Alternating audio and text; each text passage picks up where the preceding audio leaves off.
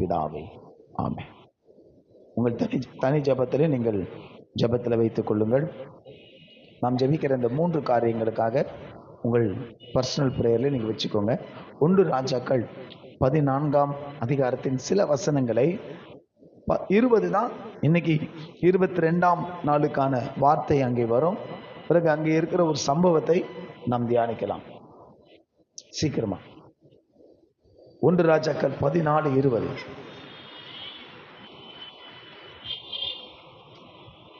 யெரொபெயாம் ராஜ்யபாரம் பண்ணின காலம் 22 வருஷம். அவன் தன் பிதாக்களோட நித்திரையடைந்த பின் அவன் குமாரனாகிய நாதாப் அவன் ஸ்தானத்தில் ராஜாவானான். இங்கே யெரொபெயாம் என்று சொல்லக்கூடிய ஒரு ராஜாவின் ஆட்சி காலம், அவனுடைய ராஜ்யபாரம்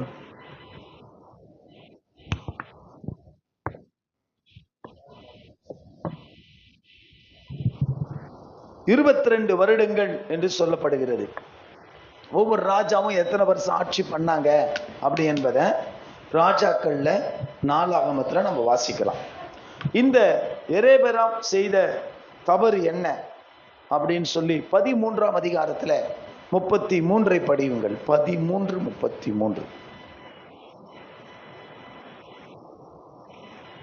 இல்லம்மா, 1 ராஜாக்கள்லயே இந்த நடவடிக்கை பின்பு யெரொபெயாம் தன் பொல்லாத வழியை விட்டு திரும்பாமல் மறுபடியும் ஜனத்தின் ஈனமானவர்களை மேடைகளில் ஆசாரியனாக்கினான். எவன் மேல் அவனுக்கு மனதிருந்ததோ அவனை பிரதிஷ்டை பண்ணினான். அப்படிப்பட்டவர்கள் மேடைகளில் ஆசாரியரானார்கள். பாருங்க, 2 பெரிய தவறை இந்த ராஜா செய்தான். இவங்க யூதா கோத்திரத்துல இஸ்ரவேல் ஜனங்களை 2ஆ பிரிஞ்சிருச்சு. வடக்கு இஸ்ரவேல், தெற்கு இஸ்ரவேல் 2ஆ பிரிஞ்சிருச்சு. இவர் ஒரு கூட்டத்துக்கு ராஜாவா இருக்கிறார். ஆனால் 2 பெரிய காரியங்கள் அவர் செய்திருக்கிறார். ஒன்று, ஆண்டவருக்கு விரோதமாக விக்கிரக ஆராதனைகளை தேசத்துல உண்டு பண்ண காரியம். ஆண்டவர் விக்கிரக ஆராதனையை ஒரு நாளும் பொறுத்து கொள்வது இல்லை. 29:30 படிங்க. 29ஆம் வசனமும் 30ஆம் வசனமும் படிங்க.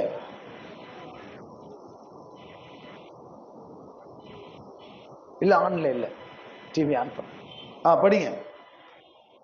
அப்பொழுது கிழவனான அந்த தீர்க்கதரிசி தேவனுடைய மனுஷனின் பிரேதத்தை எடுத்து அதை கழுதையின் 13 வாசிக்கிறீங்க.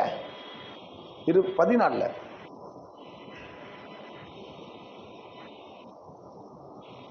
யெரொபெயாமின் மற்ற வர்த்தமானங்களும் அவன் செய்தவை யாவும் யூதாவுடைய ராஜாக்களின் 4ஆகம புஸ்தகத்தில் அல்லவோ எழுதியிருக்கிறது. ரெகொபெயாமுக்கும் யெரொபெயாமுக்கும் அவர்கள் இருந்த நாட்களில் எல்லாம் யுத்தம் நடந்து கொண்டிருந்தது. பாருங்க, இவர்கள் செய்த காரியங்கள் 14:9 படிங்க. 14:9.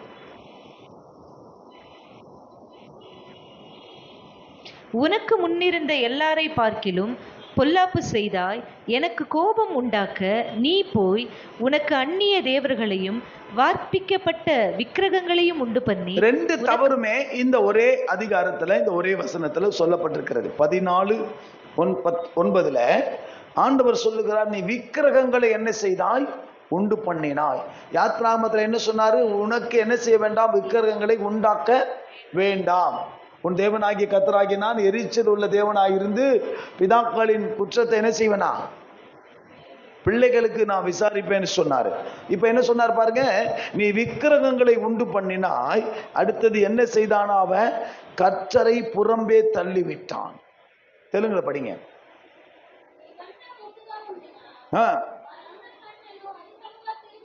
இதுவரை இருந்த மற்ற ராஜாக்களை விட இந்த யெரொபெயாம் என்ன செய்திருக்கிறான்? இன்னும் மோசமான தேவனை கோபம் உண்டாக்குகிற காரியங்களை, அந்நிய தேவர்களை, விக்கிரகங்களை என்ன செய்திருக்கிறான்? உண்டு பண்ணி இருக்கிறான். எருசலேமுக்குள்ள கொண்டு வந்திருக்கிறான். நம்ம வீட்டுக்குள்ள எந்த விதமான விக்கிரகங்களும் என்ன செய்யக்கூடாது? வரவே கூடாது.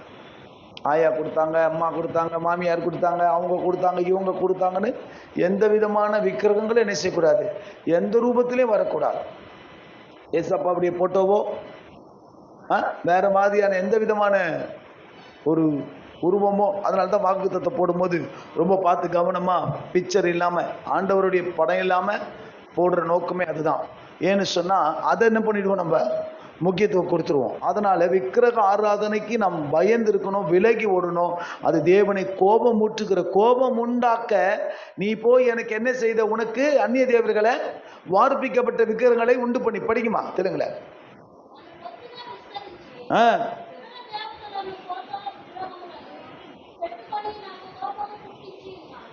தமிழ்ல சொல்லி இருக்கிறது, என்ன என்ன செய்த, உனக்கு புறம்பே தள்ளினாய்.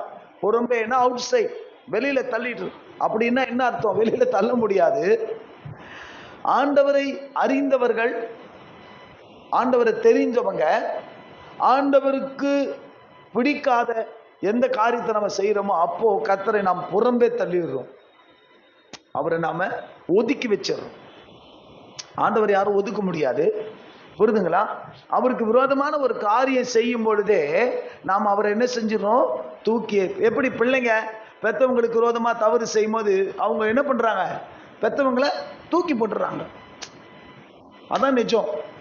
வேண்டாம், எனக்கு அப்பா அம்மா வேணாம் அப்படின்னு ஒரு முடிவு எடுக்கிறாங்களா இல்லையா? சொல்லுங்க, நீங்க கேள்விப்பட்டிருப்பீங்களே. நம்ம ஃபுல் டாக் சொல்ல வேண்டாம். உடனே யாரை தூக்கி போட்டுறாங்க, அப்பா அம்மாவை தூக்கி போட்டுறாங்க. நம்ம கேள்விப்பட்டிருப்போம், பார்த்துருப்போம். உனக்கு யார் வேணும், அதுவா இதுவா, எனக்கு அப்பா அம்மா வேணாம், எனக்கு இதான் வேணும் அப்படின்னு இன்னைக்கு காலைல கூட அப்படி ஒரு சம்பவத்தை, ஒரு விஷயத்தை கேள்விப்பட்டேன். டபுள் டிகிரி படித்த ஒரு முட்டா பைத்தியக்கார பொண்ணு ஒரு கொத்தநாள் வேலை செய்கிற பையனை எடுத்துக்கிட்டு அப்பா அம்மா போல்ட் வச்சு கூட்டு போனா, எனக்கு அப்பா அம்மா வேணா, பல லட்சங்கள் கஷ்டப்பட்டு ஃபீஸ் கட்டி படிக்க வச்ச பொண்ணு எனக்கு அப்பா அம்மா வேணா, எனக்கு யார் போதும், கொத்தனார் பையன் போதும்னு. அப்போ அது என்ன அர்த்தம்? அப்பா அம்மாவை என்ன பண்றாங்க, தூக்கி போட்டு. நல்லா படிக்கிற இன்னொரு பொண்ணை படிக்க வேணான்னு பாதிலே நிறுத்திட்டு வீட்டில் உட்கார வச்சுட்டாங்க. ஸ்தோத்திரம். இன்னைக்கு தூக்கி, அதாவது புறம்பே தள்ளுறதுன்னு சொன்னா பெற்றவர்களுக்கு பிடிக்காத ஒரு காரியம், தேவனுக்கு பிடிக்காத ஒரு, அதை தான் சொல்றாரு, நீ என்ன செய்து விட்டாய், புறம்பே 7-8 படிங்க. இதுலயே மேல கொஞ்சம் போங்க, மேல போங்க, 7-8 படிங்க. நீ போய் யெரொபெயாமை நோக்கி, இஸ்ரவேலின் தேவனாகிய கர்த்தர் சொல்லுகிறது என்னவென்றால், அதாவது ஊழியக்காரர் மூலமா ஆண்டவர் பேசுறாரு, சொல்றாரு. என்ன சொல்றாரு பாருங்க, என்னவென்றால், ஜனத்தினின்று நான் உன்னை உயர்த்தி உன்னை இஸ்ரவேல் என்னும் என் ஜனத்தின் மேல் அதிபதியாக வைத்தேன். யார் நம்மளை உயர்த்துறான்? இந்த மேன்மை, இந்த உயர்வெல்லாம் கர்த்தர் தான் கொடுக்கிறாரு. இந்த ஸ்லாக்கியம் தெலுங்குல படிங்க 7.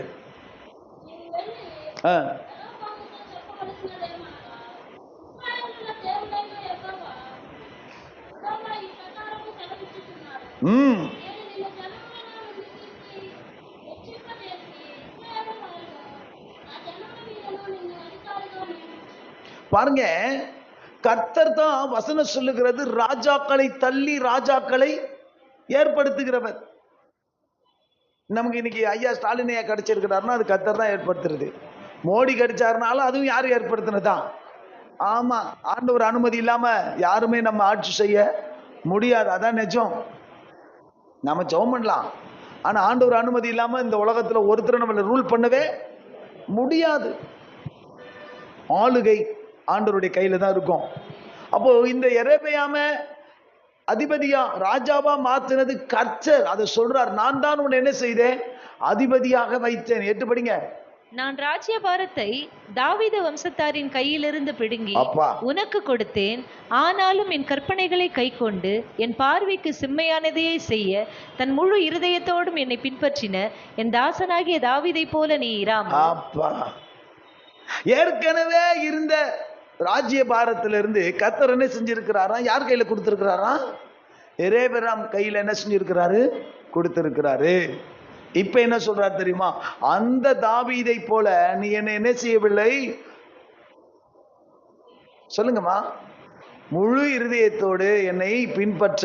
அப்படின்னா என்ன அர்த்தம்னா, இந்த யெரொபெயாம் கர்த்தரை விசுவாசிக்கிறவன், கர்த்தரை நம்புறவன், ஆனா முழுசா கிடையாது.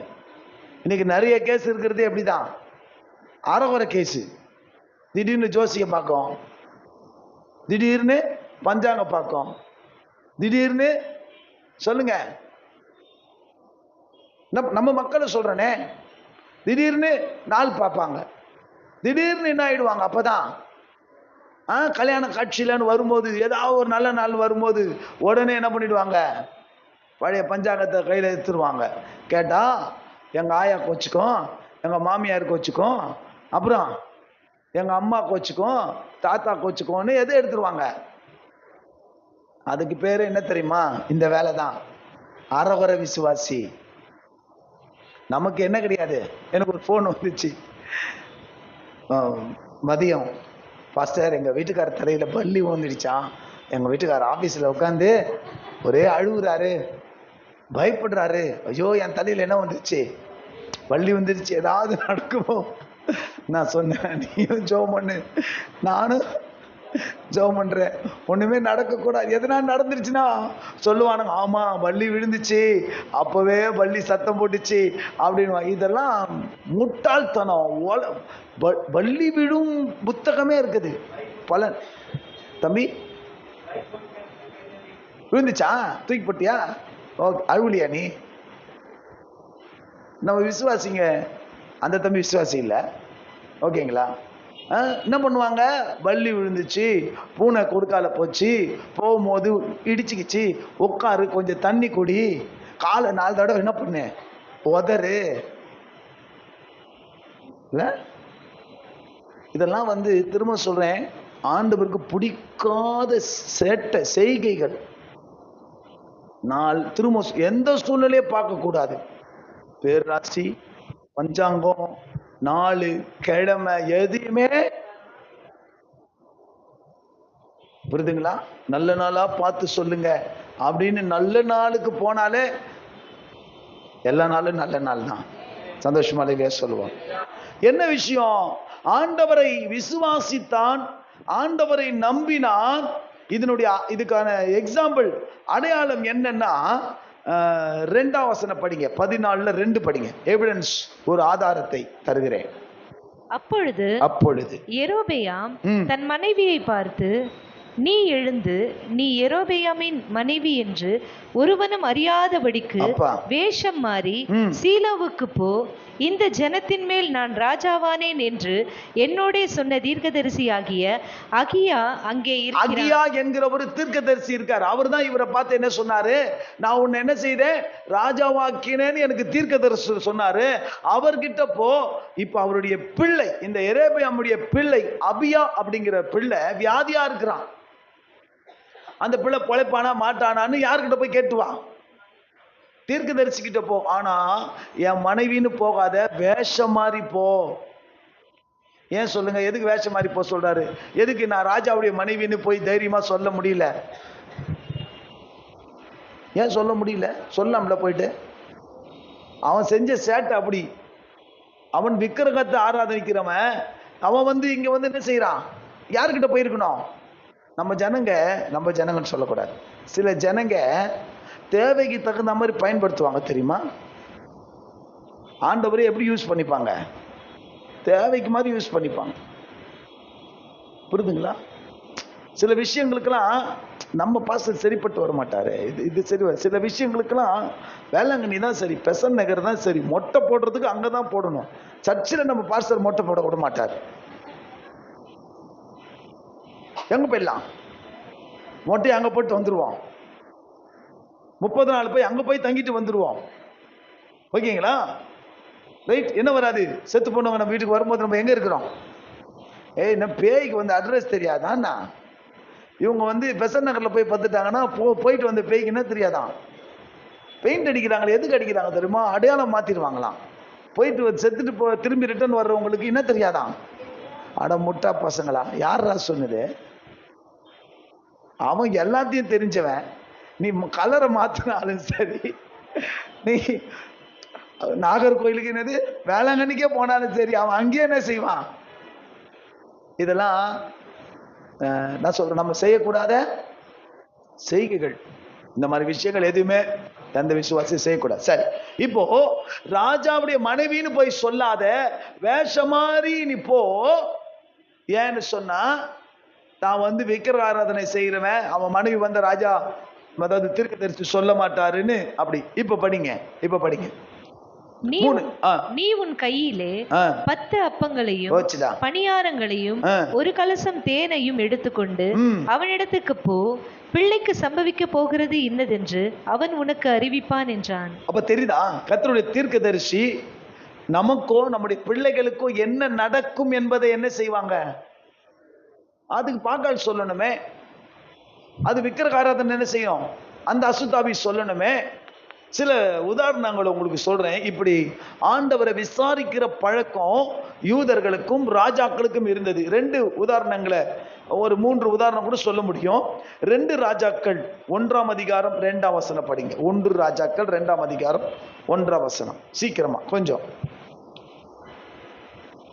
நேரம் எடுத்துக்காதீங்க. அகசியா சமாரியாவில் இருக்கிற தன் மேல் வீட்டிலிருந்து கிராதியின் வழியாய் விழுந்து வியாதிப்பட்டு, இந்த வியாதி நீங்க பிழைப்பேனா என்று எக்ரோனின் தேவனாகிய பாபேல் சேபு இடத்தில் போய் விசாரியுங்கள் என்று ஆட்களை அனுப்பினான். விக்கிரக ஆவிகள் கிட்ட விசாரிக்கிற பழக்கம் உள்ள ராஜாக்கள் இருக்கிறாங்க. என்ன நடக்கும், ஏது நடக்கும், என்ன இந்த பசங்க பாஸ் ஆகுமா ஃபெயில் ஆகாமா பார்க்குற கேஸ்லாமும் இருக்கிறாங்க. என்னது, இந்த எங்கள் ஸ்கூல் தெருவில் ஒரு கோயில் இருக்கும். அங்கே போய் ஒரு நந்தி காதில் போய் சொன்னால் பாஸா ஃபெயிலா சொல்கிற ஒரு இது தெரியுமா உங்களுக்கு? சுப்பிரமணிய கோயிலில் போயிட்டு அது காதில் போய் சொல்லுவாங்க. சொன்னால் தெரியுமா கோட்டி, போனது இல்லையா? பாஸா ஃபெயிலா. இவன் பாகால் கிட்ட போய் என்ன செய் கேளுன்றான். இப்போ 2 ராஜாக்கள்ல 8ஆம் அதிகாரத்துல 8-9 வசனங்களை படிங்க.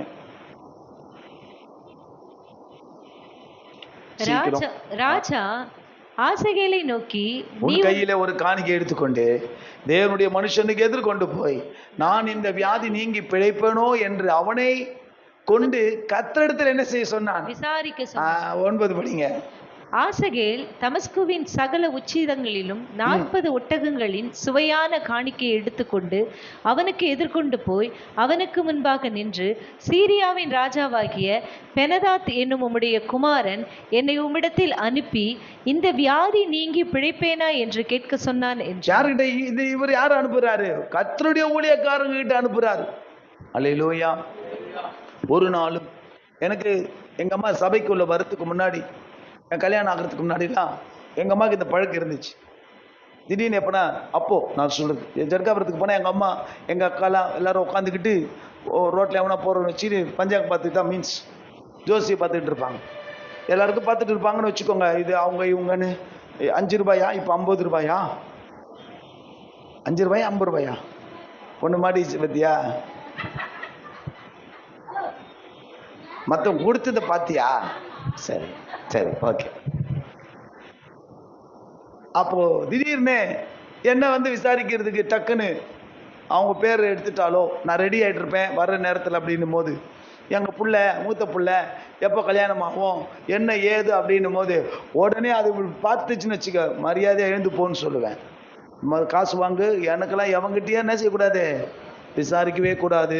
மீறி நான் இல்லாத போது விசாரிச்சுட்டாங்கன்னா அவங்க சொல்லுவாங்களாம், இவன் அவர் வேற ஒரு கடவுளை கும்பிடுறாரு, அவர் கடவுளை அவர் பார்த்துப்பாருன்னு சொல்லுவாங்களாம். அல்லேலூயா. கேட்கறதே தப்பு, மீறி கேட்டாலும் அவன் சொல்லுவான், அவங்களே வேற ஒரு தெய்வத்தை வணங்குறாங்க, அவரே அவங்களுக்கு எல்லாமே சொல்லுவாருன்னு சொல்லி. அல்லேலூயா. இந்த எரேபாம் காரியம் 6 படிங்க, 14:6 அங்கே வந்துரும் சீக்கிரமா. 14:6 படிங்க.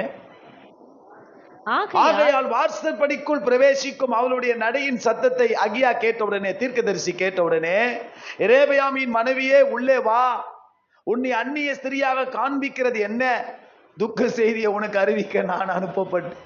இதுல இன்னொரு கொடுமை தெரியுமா, இந்த தீர்க்கதரிசிக்கு கண்ணு தெரியாதான். தீர்க்கதரிசிக்கு என்ன தெரியாதான்? ஆனா எரேபயாம் சொல்லி அனுப்புறாரு, நீ வேஷம் மாறி போ. ஏன் கண்ணு தெரியாதவனுக்கு வேஷம் மாறியா போனோம்?